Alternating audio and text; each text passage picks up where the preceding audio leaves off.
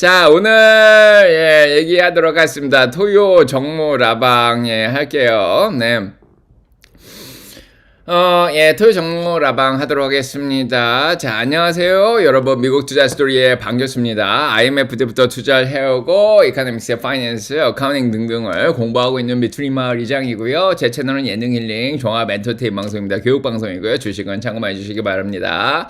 This channel is for entertainment purpose only. I'm not a financial advisor. 자, 오늘, 1월 11일 토요일 정모에 오신 거 환영하고요. 토요일 날은 장기적인 얘기를 드리죠. 네, 평일 날은 그날 소식 들려드리느라고 좀 바쁘고, 자, 토요일 라방 때 약간씩 교육을 시켜드리는데요. 토요일 정모 라방에서 좀 장기적인 얘기를 드리도록 합니다. 자, 교육도 더 많이 시켜드리고, 자, 2025년이 들어왔습니다. 벌써 2025년이에요. 네, 그 다음에 벌써 2주가 지났습니다. 첫 주는 짧았죠. 한 이틀밖에 안 됐고, 두 번째 주가 이제 4일 정도 됐고, 자, 6거래일 정도 지났습니다. 2025년 벌써. 네, 어떤가요? 네, 그래서 첫 주는 올랐는데 두 번째 주가 좀 떨어졌죠. 그래서 지난 5일간을 보시면 S&P 500이 1.33% 정도 떨어졌고요. 자, 나스닥이 1.66% 정도 떨어졌습니다. 자, 다우는 1.32% 정도 떨어졌고요. 러셀 2000 2.22%나 떨어졌습니다. 그래서 이번 주 시작하자마자 CES 이제 젠슨왕의 기조연설이 월요일날 있었죠. 그래서 월요일날은 좀 잘 올라가다가 그 이후로 이제 뉴스에 샀다가 속내 파는 거죠. 네, 그래서 조금 계속 떨어졌습니다. 그래서 주식시장 분위기가 안 좋죠. 네, 그래서 뭐 작년에도 얘기 드렸지만은 뭐 첫째 주, 둘째 주, 셋째 주 뭐 좀 불안하다 이런 얘기를 좀 드렸죠. 자, 이따가 조금 더 긍정적인 얘기를 드리도록 하고요. 뭐 개별 종목별로 보면은 애플이 제일 많이 떨어졌습니다. 작년에 가장 많이 올랐죠. 애플이 전세계 시총 1위를 유지하면서, 자, 애플이 5.42% 정도 떨어졌고 테슬라가 2.25% 정도 올해 들어서 떨어졌습니다. 마이크로소프트, 아마존도 약간 밀렸고요. 뭐 엔비디아, 구글, 메타는 좀 오르긴 했지만은 텔레커뮤니케이션 쪽이라든지 요쪽에 음료수나 식당 쪽, 그다음에 산업재들, 유틸러티, 부동산이라든지 그다음에 투자나 보험회사들, 요런 것들 많이 밀렸고요. 그나마 제약주들하고 월마코스코 같은 필수 소비재들은 잘 버틴 그런 장이었습니다. 자, 흐름이 조금 보이긴 하죠. 그래서 약간은 작년 말에 대선 이후에 조금 인기 있던 것들이 조금 많이 빠졌고, 그 다음에 조금 많이 빠졌던 것들은 다시 조금 올라오고 있는 그런 상황입니다. 자, 충격을 좀 덜 받고 있는 그런 상황이죠. 그래서 계속 얘기 드리지만 곰들이 열심히 활동을 잘 해주고 있어요. 공매도들도 많이 들어오고 있는 그런 상황이죠. 자, 곰들이 전략을 잘 짜고 있습니다. 곰들이 원하는 방향대로 2025년이 딱 들어서면서 주식시장이 조금 밀리기 시작합니다. 자, 무엇 때문에 그러냐? 자, 일단은 뭐 제가 얘기 드렸지만은 트럼프가 1월 20일 날 취임을 하면서 여러 가지 이제 정책이 나오게 되는데, 그거에 대한 불확실성 때문에 2월에서 5월이 좀 불확실하다. 그런 얘기를 좀 얘기 드렸었습니다. 근데 취임도 전에 이제 트럼프가 기본적으로 벌써 정책들이 나오고 있는 그런 상황이에요. 그래서 아직 취임도 안 했습니다. 1월 20일이기 때문에 마틴 루터 킹 주니어의 취임을 하죠. 아직도 9일 정도 남았는데 벌써 여러 가지 정책들이 나오고 있죠. 그래서 이미 시장을 흔들고 있습니다. 트럼프가 국가 경제 위기 선언을 하면서 새로운 관세를, 보편 관세를 매기겠다, 이런 얘기를 했습니다. 안 매기겠다 그랬다가 또 매기겠다고 하겠다가, 이러다가 이제 이런 얘기들이 나오면서 시장을 흔들어 놓았죠.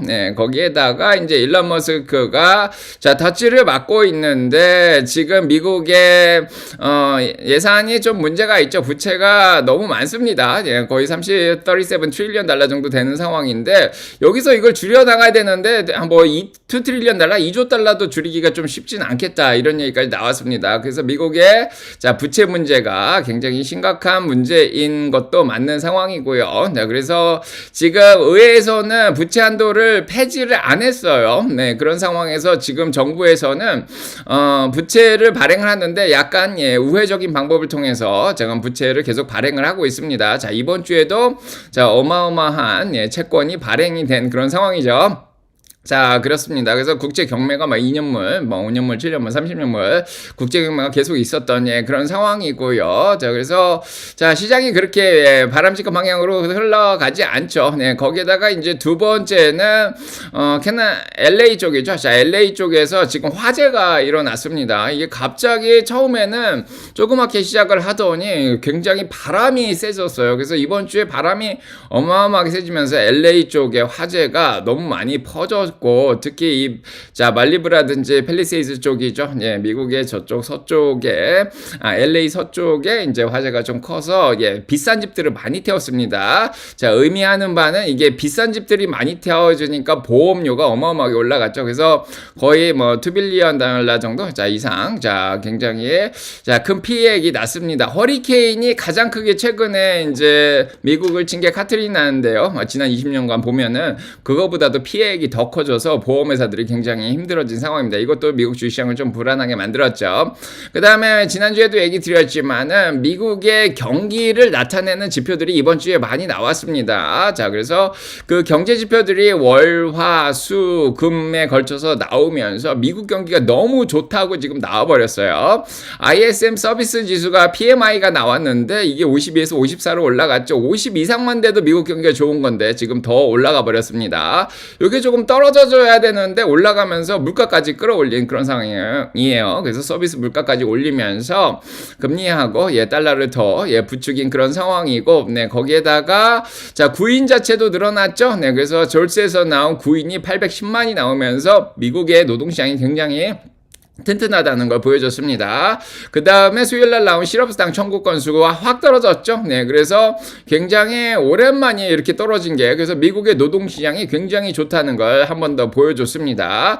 그러고 이제 금요일날 비농업 부분 고용이 나왔는데 고용이 예상인 16만보다 훨씬 더 높게 나와버렸습니다. 자, 그래서 24만 그쳐가 나와버렸죠. 자, 그래서 미국의 고용시장 경기가 너무 좋다. 실업률도 떨어졌습니다. 4.2에서 4.1. 자, 이런 상황이 면 미국인들이 계속 돈을 잘 벌고 소득도 늘어나면서 소비가 계속 늘 수 있다는 기대감이 계속 늘어나고 있는 거죠. 그래서 미시간의 소비자 심리지수가 어제 나왔는데 굉장히 잘 나왔습니다. 조금 밀리긴 했지만은 지난 6개월간 보면은 굉장히 지금 잘하고 있는 상황이고, 소비자들의 심리도 여전히 좋은 상황이고요. 그 다음에 1년치 기대 인플레이션마저 잡히지 않았습니다. 그래서 3.3%로 향후 1년간 인플레이션이 더 올라갈 거라고 이렇게 생각하는 사람들이 더 많은 상황이죠. 자, 거기에다가 미국의 GDP가 3.1%로 굉장히 지금 튼튼한 그런 상황입니다. 자, 그래서 이게 뭐가 문제냐? 아니, 경기가 이렇게 좋으면 주식시장도 당연히 올라가야지. 근데 그게 문제가 되죠. 일단은 침체보다는 나아요. 침체가 오면은 주식시장이 막 20% 이상씩 빠질 수 있는 상황인데 침체는 아닌데, 경기가 좋으니까 당연히 재작년의 프레임이죠. 재작년하고 작년의 프레임이라고 볼 수 있는데, 자, 좋은 뉴스가 배드 뉴스가 되는 그런 상황입니다. 그래서 작년 2024년 4월까지 이 흐름이 계속 됐었죠. 그러다가 7월달에 침체 온다 그러면서 이 얘기가 쏙 사라졌었는데, 굿뉴스가 배드뉴스가 되는 상황입니다. 그래서 경기가 좋으니까 당연히 연준에서는 금리를 안 내리죠. 그래서 금리가 올라가고 달러가 올라가면서 기업들의 수익이 오히려 줄어드는 그런 상황입니다. 미래가치를 현재가치로 환산할 때 당연히 금리가 올라가면은 자산 가격이 좀 떨어지는 그런 상황이고요. 달러도 올라가도 안 좋죠. 자, 그래서 그런 것들을 고려해서 연준의 소리가 계속 이제 궁금해지는 그런 상황입니다. 이제 그래서 트럼프가 당선된 게 이제 화제였다면 작년에는, 자, 올해 들어서 갑자기 이제 연준의 소리가 이제 이게 주인공으로 떠올랐죠. 사실은 작년 말부터 그랬습니다. 자, 그래서 사실은 최근에 5월이나 6월에 금리를 내리냐 안 내리냐 이런 얘기를 하다가 3월이나 5월에 금리를 내릴 수도 있겠다 이런 얘기가 나왔었어요. 그래서 시장이 잠깐 반등을 했었습니다. 하지만은 이런 좋은 경제 지표들이 나오니까 1월 달도 금리를 안 내리고 3월 달도 금리를 안 내리고, 자, 5월 달도 못 내리고 6월 달이나 내리나 6월이나 7월에 내리지 않을까 이런 얘기로 바뀌었죠. 어제만 해도 7월 달에 내린다가 더 높았는데, 자, 오늘 아침에 보니까 6월 달이나 돼서나 4에서 4.25로 44.5%의 확률로 금리를 내릴 수 있겠다. 자, 그렇고 12월까지는 못 내리겠다. 자, 그런 얘기를 하고 있습니다. 그래서 딱 한 번 정도 내릴 수 있겠다. 자, 요렇게 의견이 바뀌었죠. 금리를 안 내리면은 당연히 부담이 되죠. 금리가 높으면은 시장이 왜곡이 됩니다. 그래서 금리가 올라가면 미래가치, 현재가치, 자, 환산할 때도 자산 가격이 떨어지는 거고요. 예, 대출금리라든지 신용카드 금리라든지 이런 것들도 다 따라 올라가죠.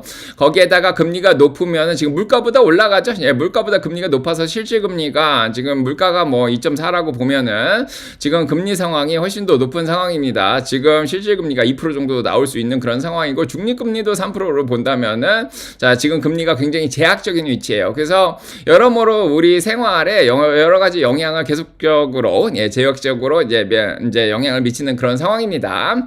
자, 그래서 이제 연준의 금리 인하 확률이 지금 이렇게 보시면은 이제 이건 블룸버그에서 조사한 건데 9월 달이나 10월 달이나 돼서야 금리를 내릴 수 있죠. 배드와치에서는 6월 달, 7월 달 보고 있는데 블룸버그에서 조사한 거는 9월이나 10월로 넘어가 버렸습니다. 그래서 금리를 향후 한 8개월 정도는 금리를 못 내리지 않을까 이런 얘기까지 어제 나온 그런 상황이죠.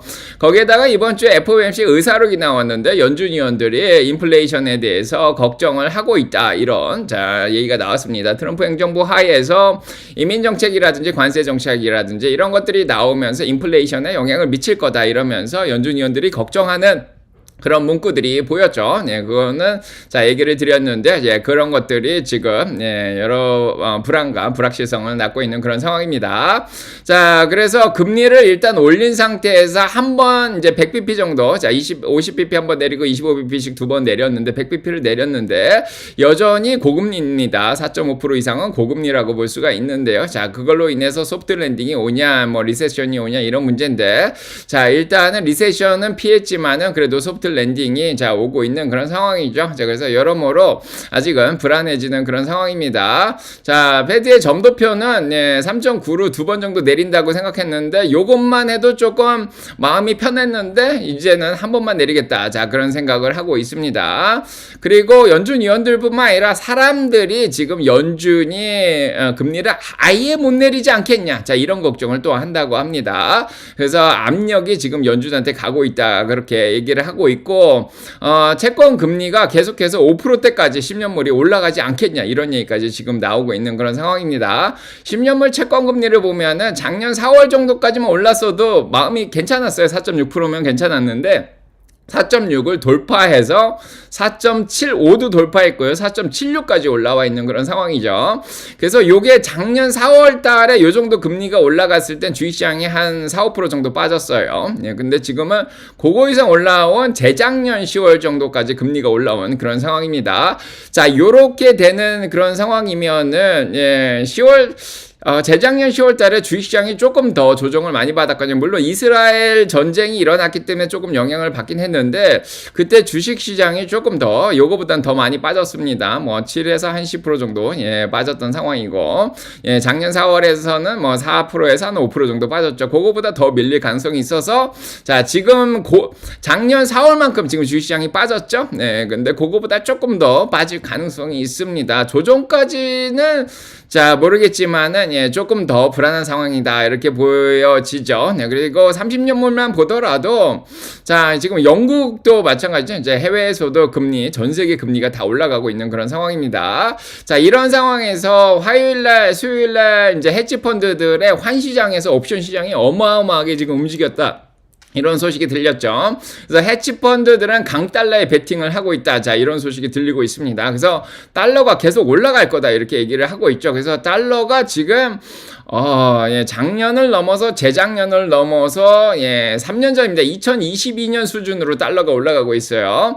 자, 100이 기준점인데 104 올라가면 긴장하기 시작하죠. 그래서 작년하고 재작년에 104 넘어갈 때 긴장을 두 번 일으켰는데 그거를 넘어가서 지금 109까지 올라온 겁니다. 심각해요. 저희가 2022년에 116까지 올라가는 거 봤죠? 거의 그 수준까지 올라가고 있습니다. 달러가 강한 게 지금 문제가 또 되고 있어요. 당연히 유럽이 망한 건 아니지만 유럽이 힘들어요. 지금 침체를 겪고 있고 어제 나온 경제 센티먼트, 심리지수 자체가 굉장히 낮습니다.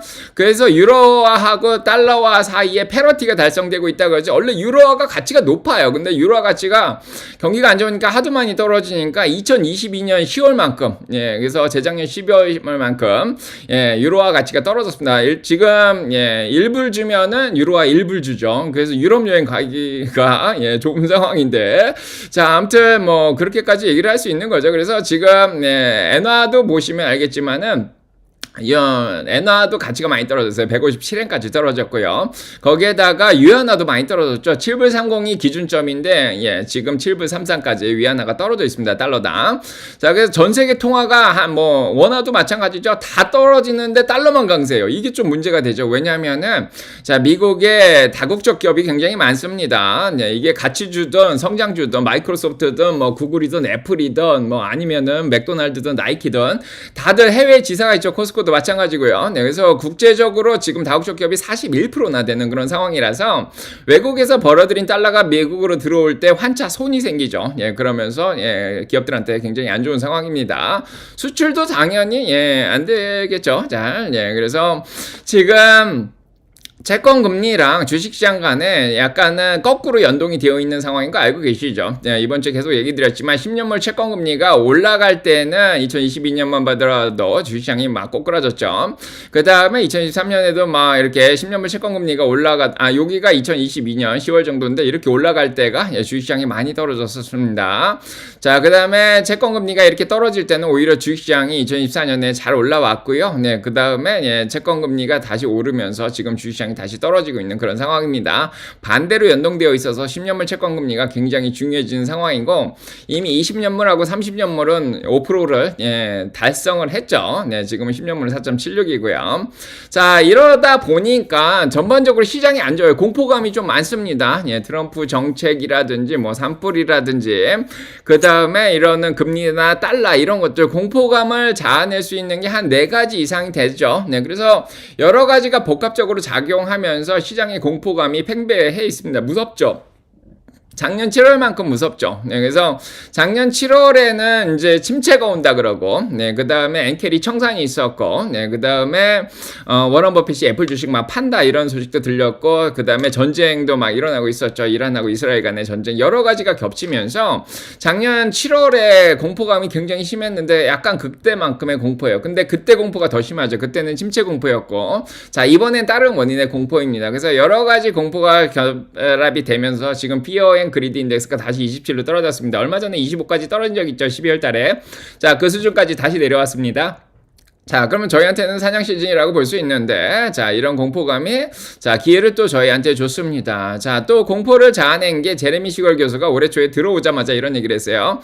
2025년에 주식시장이 10% 이상 조정을 받을 가능성이 높다, 이런 얘기를 했습니다. 뭐, 당연하죠. 예, 작년에 10%까지 떨어졌지만 10% 이상 조정을 받지는 않았습니다. 2년에 한 번씩 온다고 따지면은, 예, 올해는 10% 이상 조정 가능성이 있다, 이렇게 얘기를 하시는 거죠. 유펜 교수라서 뭐, 좀 신빙성은 있습니다. 2023년에 좀 틀리긴 했지만 자, 그런 상황이고 그 다음에 기관들 중에 그래도 좀 잘 하는 데가 골드만삭스예요. 2023년에 다 침체 온다 그랬지만 골드만삭스가 침체 확률이 30%밖에 안 된다 그러면서 침체 안 온다 거의 그런 얘기를 했습니다. 그래서 골드만삭스가 유일하게 맞췄죠. 네, 그래서 주식시장이 지금 주가가 굉장히 많이 올라와 있는 상황에서 조정에 벌러러블하다, 예, 굉장히 취약한 그런 상황이다. 그렇게 얘기를 하고 있습니다. 그래서 가능성이 올라간 거예요. 그래서 10% 이상 조정 가능성을 예, 높게 보고 있는 상황이고, 자, 이런 것들이 공포를 자, 많이 자아내고 있는 상황입니다. 자, 그 다음에 주식시장 폭 자체가 조금 올라가는가 했더니, 예, 살아나는가 했더니 다시 떨어졌죠. 주식시장 폭이 다시 좁아졌습니다. 주식들이 많이 다시 꼬꾸라졌고요. 자, 풋옵션 레이시오 보시면 콜옵션이 좀 늘어나나 했더니 풋옵션이 다시 올라가고 있습니다. 원래 정상적인 범위는 한 0.8에서 1 사이에서 움직이게 되는데 그동안 주식시장이 너무 좋아서 6.100까지 올라갔죠. 그래서 콜옵션이 많이 늘어났는데 이게 조금씩 올라가고 있습니다. 네, 그래서 이게 어디까지 올라가줄지 모르지만은 지금 풋옵션 팔자에 베팅하는 사람들이 조금씩 늘어나고 있죠. 네, 빅스 지수가 20까지 올라온 거 보면 알 수 있습니다. 그래서 작년 12월에 한번 이렇게 올라왔었고, 예, 작년 7월에 어마어마하게 올라왔죠. 8월 5일날 블랙 먼데이 때. 자, 그만큼 지금 어제 20을 넘어갔다가 들어왔죠. 19.54로. 자, 20이 넘어가면 주식시장 굉장히 불안해집니다. 아직까지는 견디고 있는데 중요한 건 다음 주겠죠. 이게 넘어가 버리면 힘든 그런 상황인데 변동성이 굉장히 심해요. 자, 빅스가 20이면 주식이 1, 2%씩 떨어졌다 올라갔다 이렇게 되죠. 15 미치면은 뭐 0. 몇 %씩 움직이는데 지금 약간은 좀 변동성이 큰 그런 시장입니다. 자, 그래서 개별 시장별로 보시면은 지금 차트를 보시면은 S&P 500이 5일이 깨졌고요. 자, 어제 좀 살아나나 했더니 5일이 깨졌고 스파이가 그나마 지금 5일 동평선 위에서 잘 버티고 있었습니다. 그런데 이제 요거로 보면 안 될 것 같고, 자, 일단은 자 15일 이동평균선이 지금 깨진 그런 상황이죠. 지금 잘 보이시는지 모르겠는데, 자, 요렇게, 지금 안 보이네요.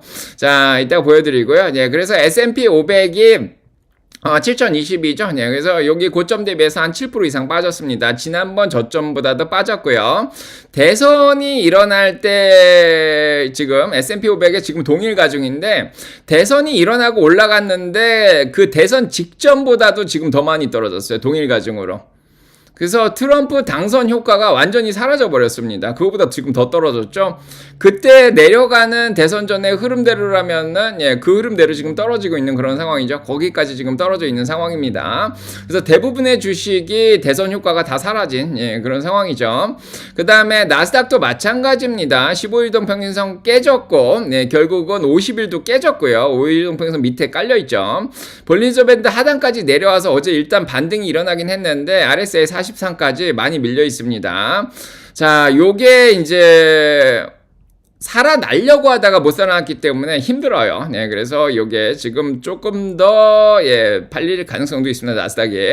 자, 하지만은 이제 희망을 어디에서 거냐면 이제 다우 같은 데죠. 다우는 지금 거의 과매도 RSI 33까지 빠졌고요. 볼린저 밴드 하단까지 빠졌고 지금 100일 이동 평균선도 깨진 그런 상황이죠. 조금 더 빠질 여력은 있긴 한데, 자, 어제 조금 반등을 했습니다. 내려갔다가. 그다음에 러셀 2000도 200일까지 밀렸죠. 과매도 근처까지 어제 밀렸습니다. 지금 33으로 회복을 하긴 했는데, 자, 다우하고 러셀이 바닥을 쳤고 아직은 S&P 500하고 QQQ는 지금 내려가고 있는 그런 상황이죠.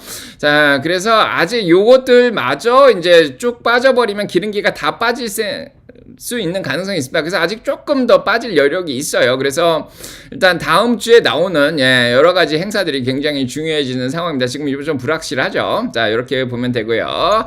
자, 그래서 자, 여기까지는 부정적인 얘기들. 자, 곰들이 생각하고, 곰들의 입장을 대변해서 얘기를 했는데요. 자, 그래서 공포에 휩싸인 시장, 저희한테는 항상 기회죠. 또 기회가 왔습니다. 작년 7, 8월에도 기회였고 9월, 10월에도 기회였고 계속 기회가 오죠. 저희는 항상 희망을 봅니다. 자, 이럴 때 사야지. 부자가 되려면은 이렇게 한 번씩 주가가 빠져줘야지 저희를 부자로 만들어줍니다. 자, 저희 올해 피오가 전략적이었기 때문에 자, 지금 현금 많이 들고 계시죠. 자, 그래서 자산 배분 해놓으신 분들은 조금씩 사면 됩니다. 지금 뭐 급하게 살 필요는 없죠. 전략적으로 보면은 조금씩 분할해서 조금씩 사면 되는 거죠. 한 뭐 지금 3번까지 사시는 분들도 있겠지만 뭐 조금씩 분할해서 떨어질 때마다 사면 됩니다. 뭐 계속 떨어질지 반등할지 아무도 몰라요. 자, 희망이 있죠. 자, 저희 계속 얘기 드리지만은 자, 2025년. 자, 2025년. 자, 오펜하이머 7,100, 에버코어 7,200. 자, 그 다음에 도이치뱅크 7,000, HSBC 6,700, UBS 6,600. 자, ABC 캐피탈 6,600 있죠? 골드만삭스 6,500 보고 있습니다. 자, 모건스탠리 6,500, JP모건 6,500. 자, 기관들을 다 믿진 않지만은 대부분 올해 긍정적으로 올라갈 거로 생각해요. 지금 뺐다가 올리면 한 20% 정도 올해 수익을 낼 수 있습니다. 저희한테 기회가 온 거죠. 가만히 고점에서 6,100에서 물려 있으면은 올해 뭐 한 10% 정도 수익을 낸다고 보면은 지금 뺐을 때 사면은 한 20% 수익을 내는 거죠. 자, 그래서 올해까지는 뭐 좋다, 뭐 이렇게 볼 수도 있습니다. 자, 긍정적으로 생각해야죠. 뭐 기관들이 다 올라간다고 얘기하니까 저희도 믿어야죠. 자, 그리고 어제 좀 희망적인 얘기가 나왔죠. 자, 그래서 오스틴 굴수비가 나와서 이런 얘기를 했습니다. 연준위원 중에 하나죠. 향후 12에서 18개월 안에 지금보다는 금리가 훨씬 더 낮을 거다 이런 얘기를 했습니다. 자, 그래서 어제 금리가 막 올라가다가 주춤했죠. 주식시장이 막 떨어지다가 그나마 버틴 이유가 오스팅급수비가 이 얘기를 해줬기 때문입니다. 향후 12개에서 18개월 동안 금리가 지금보다 많이 낮아져 있을 거다. 그 말은 올해까지는 뭐 좀 힘들겠지만은 아무튼 그 전이라도 금리를 더 내릴 수 있을 거다 이런 얘기를 하죠. 1년이나 1년 6개월 있으면은 금리를 내려야 되는 상황이 온다 이렇게 얘기를 하는데 금리를 결국 내릴 것 같죠. 네, 그다음에 그래서 올해까지는 좋다. 자, 그다음에 금리를 내리는 상황이 어떤 상황이냐면은 경기가 악화되는 상황이죠. 제가 계속 얘기 드리지만 2025년까지는 익스펜션 사이클이라고 그랬죠. 네, 경기가 36개월 정도 이제 확장되는 국면이 자, 올해 좀 줄어들긴 하는데 2026년은 저는 걱정이 좀 된다고 얘기 드렸습니다. 경기가 침체될 가능성이 있는데 자, 12개월, 18개월 후에 이렇게 금리를 확 내려야 되는 상황이면은 그만큼 경기가 안 좋다는 얘기입니다. 자, 그래서 그 전까지는 괜찮다 이런 얘기죠. 그래서 2025년 긍정적으로 좀 볼 수 있겠다 이런 생각이 들고, 자, GDP 나우에서 2.7%로 GDP가 떨어질 거로 하죠. 완만하게 떨어지고 있습니다. 지금 3.1%에서 2.7%로 완만하게 떨어지고 있는 그런 상황이다 이렇게 보시면 될 것 같고요. 자, 투자자들은 뭐 일단 지켜보자 상황이죠. 그래서 투자자들은 부정적으로 생각하는 사람들은 뭐 지금 거의 없어요. 뭐 일시적인 현상이라고 보지. 결국에는 이제 뭐 트럼프가 취임을 하고 관세를 바로 올려버리고 뭐 중국에서 어떻게 보복 정책이 나와고 뭐 이런 것들은 좀 봐줘야 되지만은 뭐 일시적일 거라고 다들 생각을 합니다. 그래서 연준이 결국은 이 물가 올라간 거에 뭐 적절하게 대응을 해줄 거다 이렇게 생각을 하죠. 그래서 제가 계속 얘기 드리지만 레이트 사이클 익스펜션. 그래서 경기가 36개월 정도 확장을 하는데 올해가 마지막 사이클이라고 보면은 자, 올해도 조금 한 10% 정도는 기대할 수 있지 않을까 자 이런 생각을 합니다. 자, 계속 얘기 드리지만 트럼프가 아직 취임을 안 한 상태에서 여러 가지 관세 정책을 미리 선포를 했기 때문에 재무부 장관이 할 일이 없었죠. 자, 그런데 1월 20일 날 취임한 이후에 강요들이 이제 취임을 하게 되죠. 상원 비준 승인 받고 뭐 이렇게 해서 다 이제 시작을 하게 되면은 자, 스카페센트 헤지펀드 출신. 그래서 적절하게 조절을 해주지 않을까. 뭐, 관세뿐만 아니라. 자, 그 다음에 하원의 마이크 존슨. 자, 의장도, 적절하게 이제 법인세도 낮춰주고, 규제 완화도 해주고, 이런 쪽으로 좀 가주지 않을까. 그 다음에 이제 제롬 파월하고 트럼프랑, 친하게 지내니까 제롬 파월도, 적절하게 금리 정책을 치면서 시장의 안정화를 도모할 수 있다. 자, 이런 생각이 듭니다. 어떤 정책이 나와도 일시적일 거라는 생각이 들고요. 그래서 GDP 2.1%로 결국 연준에서도 떨어질 거로 생각을 하죠. 올해 실업률 4.3%로 올라갈 거로 생각합니다. 결국 금리가 낮아질 수밖에 없어요. 물가도 2.5% 정도 자 내려갈 거로 생각을 하고 있는 그런 상황이고, 그다음에 근원물가 근원물가가 2.8에서 2.5로 떨어질 거로 생각을 하고 있는 그런 상황입니다. 자, 거기에다가 4차 산업혁명의 완성기, 이게 제일 중요한 거죠. 4차 산업혁명의 완성기입니다. 2015년부터 시작됐다고 제 책에 적어놨죠. 다시 오는 기회 미국 주식 답이다. 꼭 읽어보시고요. 2015년에 제가 인공 4차 산업혁명이 오는 걸 이미 목격을 보스턴에서 하고 있던 상황이고요. 오픈 AI가 시작된 게 2015년이에요. 알고 계시죠? 이미 오픈 AI 계획이라든지 인공지능 계획은 2015년부터 시작됐고 지금 10년이 지났기 때문에 완성기라고 볼 수가 있습니다. 그래서 2023년부터 핫하죠. 지금은 수익도 잘 내고 있는 그런 상황입니다. 자, 그래서 지금 이게 어디서 나타나야 되냐면은 실적에서 나타나야 되는 거죠. 그래서 지금 뭐 공포를 좀 느끼고 물가가 올라가고 금리 올라가고 이런 건 굉장히 일시적이라고 보는 거고요. 결국은 로프티 어닝이죠. 실적이 잘 나오면서 주식시장은 다시 반등할 가능성이 높습니다. 자, 이번 4분기 실적 발표 잘 나올 거라고 기대를 하고 있죠. 그래서 자, 1월 말부터 지금 성장주들이 실적 발표가 쫙 잡혀 있습니다. 자, 1월 마지막 주죠. 그때 좀 기대감이 좀 있는 거죠. 자, 그래서 지금은 일단은 주식은 들고 있는 게 좋다 이런 얘기가 계속 나오고 있습니다. 그래서 그로스 스타 성장주들 계속해서 기술주들이랑 잘할 것 같다 이렇게 얘기가 나오고 있고, 자, 어닝 포캐스트가 이미 좋죠. 가이던스가 지난 분기에 이미 잘 나와 있는 상황이고, 긍정적으로 봐야 된다 이렇게 얘기를 하고 있습니다. 자, 그래서 어닝 자체가 이번에 예상보다 더 최고치로 더 늘어날 거라고 생각을 하고 있어요. 그래서 지금 2022년 이래로 어닝이 잘 나올 거라고 예상을 거의 안 했었습니다. 이게 거의 바닥권이었죠. 그래서 그거보다 실적이 좀 잘 나오는 그런 상황이었는데 지금 보시면은 거의 2년 만에 이번에 4분기 실적이 잘 나올 거라고 예상하는 예상치가 굉장히 많이 올라와 있는 상황입니다. 그만큼 실적을 잘 낼 거다 이렇게 생각을 하고 있고요. 자, 그래서 에버코어 IS에서 나왔죠. 기술주들이 S&P 500을 결국 20%더 2025년에 이끌 거다 이런 얘기를 하고 있습니다. 자, 내려갔다 올라가면 20% 충분히 가능하다 이런 생각이 들고, 기술주들은 사자 의견이 굉장히 많아요. 자, 커뮤니케이션 서비스 40% 이상이 사자 의견이 있죠. 메타라든지 구글, 그 다음에 IT 쪽도 마찬가지죠. 40% 이상의 사자 의견이 굉장히 많은 상황입니다. S&P 500이 올해 실적이 조금 33에서 21%로 떨어진다고 하더라도, 그래서 빅7의 어닝은 4.2%에서 13%로 늘어날 거로 지금 생각을 하고 있죠. 그래서 잘하고 있습니다. 자, 이번 주에 TSMC에서 매출 발표를 또 했죠. 매달 이제 발표를 하는데 11월 달보다 12월 달이 더 많이 늘어났어요. 자, 그래서 매출이 지난 분기 대비해서 34%에서 57.8%로 늘어났습니다. 이미 인공지능 관련된 반도체 매출은 재작년부터 늘어났죠. 2023년부터. 지금 2024년에 12월 달에도 57.8%가 늘고 있습니다. 계속해서 매출이 늘고 있어요. 반도체는 계속해서 수요가 늘고 있습니다. 어제도 얘기 드렸지만 지금 125개 기관의 이제 CEO들을 조사를 해본 결과 다들 AI에 관심이 있는 그런 상황이에요. 100%가 관심이 있고요. 60%는 이미 채택을 하고 있는 그런 상황이죠. 그래서 작년 동기 대비해가지고 TSMC의 매출이 33.9%가 늘어난 상황이에요. 그래서 매년 지금 30% 이상씩 자금 반도체 시장이 늘어나고 있다 이렇게 보여지고요.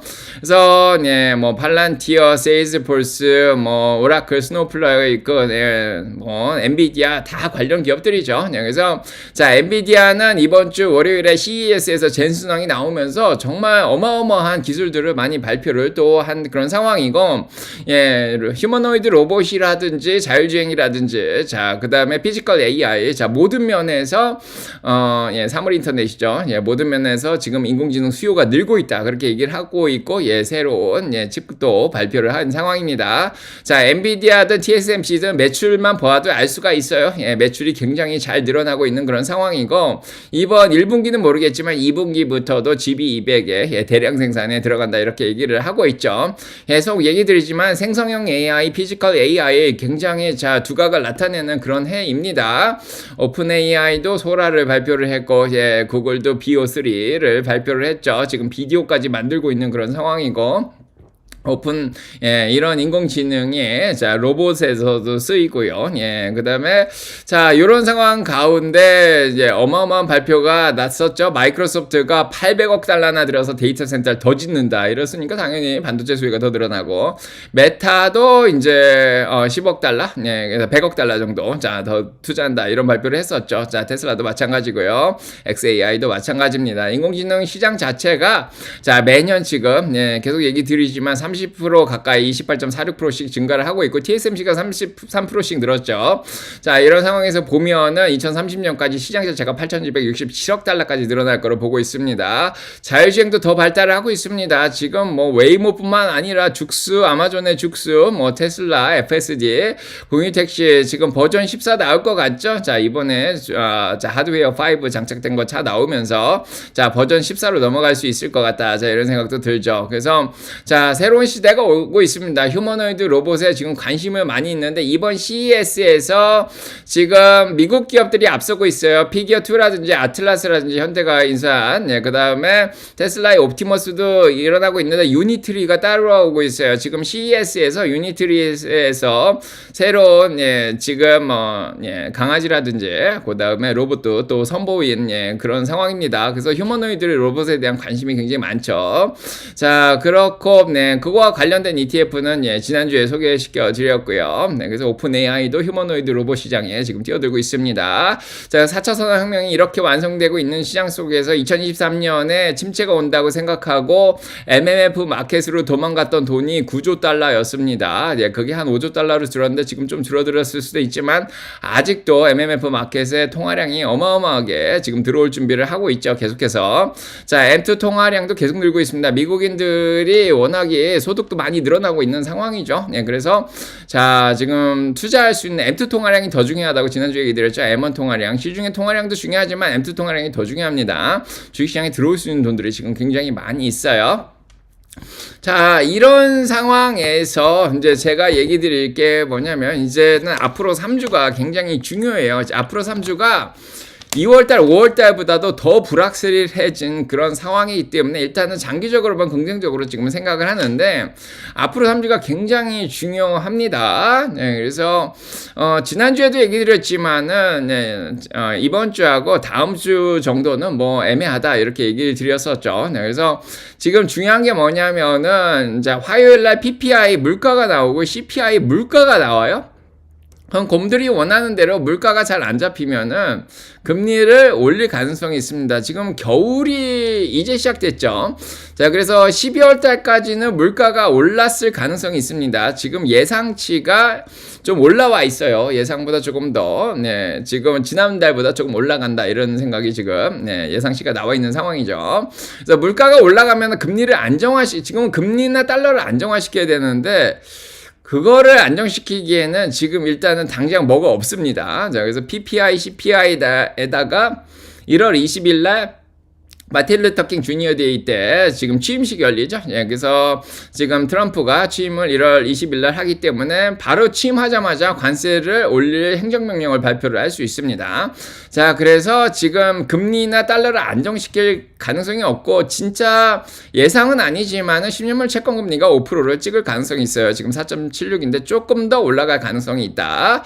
자, 그렇기 때문에 위험이 지금 굉장히 크기 때문에 지금 뭐 급하게 줍줍하는 것보다 조금씩 분할해서 줍줍하는 게 가장 좋은 전략인 것 같고요. 자, 이런 상황 속에서도 이제 빛을 보는 주식들이 있겠죠. 다우 같은 경우나 러셀 2000은 이미 바닥을 찍었기 때문에 금리가 조금 더 올라가도 그렇게 충격은 없을 것 같고, 거기에다가 15일날 JP모건, 시티, 골드만삭스, 16일날 뱅크 오브 아메리카, 자, 요런데 은행주들 실적 발표가 있습니다. 실적이 잘 나올 것 같죠? 네, 그래서 여태까지 잘 나왔기 때문에. 자, 그래서, 자, 은행주들이 실적 발표를 잘 해주고, 뭐, 제약주라든지 20일부터 24일까지, 뭐, 넷플릭스도 있긴 한데, 가치주들의 실적 발표가 여기 쭉 몰려 있습니다. 다우 중심이죠. 네, 그래서 다우 쪽의 지수들 어느 정도 바닥을 찍었기 때문에 은행주들 상승과 함께 주식시장을 좀 견인할 수 있고요. 실적 기관에는 돈들이 몰려다닙니다. 그래서 가치주 먼저 실적 발표를 하기 때문에 그쪽으로 일단 돈이 들어갔다가 그 다음에 성장주로 옮겨가죠. 그래서 성장주들은 좀 조용하게 지나갈 것 같고, 자, 오히려 요 두 주 사이에 조금 더 성장주들이 밀리면은 예, 좋은 매수 찬스가 되지 않을까 이런 생각이 듭니다. 자, 그래서 일단은 예, 방어주 위주로 향후 2주 정도 버티다가 트럼프 취임하고 한 4일 정도 지켜보고요. 그 다음에 이제 그 다음 주가 중요해지죠. 예, 세 번째 주가 중요해지는데 요때 29일날 연준의 금리 발표가 있습니다. 저 요 금리 이번에 1월달 건너뛰죠. 금리를 지금 3번 연속 내렸는데 네 번째 드디어 안 올리고 네, 제롬 파월의 매파적 발언이 계속 될 거로 예상이 되죠. 그래서 29일까지는 금리 쪽은 안정되기가 쉽지는 않습니다. 자, 하지만은 중요한 거는 실적이 중요하죠. 실적이. 자, 그래서 가치주들 실적 끝난 다음에 이제 29일 날 테슬라, 마이크로소프트, 메타가 실적 발표하고요. 30일 날 애플하고 구글이 실적 발표합니다. 31일 날 아마존이 실적 발표하죠. 여기서 예상보다 실적들이 잘 나와주면서 29일까지 흔들어 놨지만 29일 저녁이죠. 실적 발표 나오면서 30일, 31일에 반등을 시킬 가능성이 좀 높다. 자, 이렇게 보여줍니다. 자, 예측하는 건 아니고, 자, 이런 시나리오대로 갔으면 좋겠어요. 제 내피셜입니다. 참고만 하시고요. 네, 그래서, 자, 1월달 뭐 여기까지는 좀 흔들리긴 하겠지만은 예, 그래도 이제 1월 말에 좀 기대를 해볼만 하겠다. 이제 실적으로. 자, 그래서 다우 쪽에 여기서 한번 끌어올리고 성장률 쪽에서 마지막 주에 끌어올리면은 예, 주식시장이 뭐 전반적으로 안정이 되면서 자, 1월 달은 무사히 건너가고 자, 2월 중순까지도 뭐 그냥 잘 갈 수도 있지 않을까 이런 생각이 듭니다. 예. 자, 도움이 되셨길 바라고요. 네, 아무튼 여러분들이 생각할 수 있는 모든 것들을 오늘 정보를 드렸기 때문에 산책하면서 생각 많이 해보시고요. 자, 아무튼 다음 주 실적 발표 TSMC 은행주들 자, 실적 잘 나와주길 자, 바랍니다. 도움이 되셨길 바라고요. 구독, 좋아요, 알람 설정 누르시고 축복받으시고 여러분 가정에 사랑 평화 넘치게 기도드리겠습니다. 네. 자, 안녕하세요. 늦게 오신 분들 환영합니다. 네.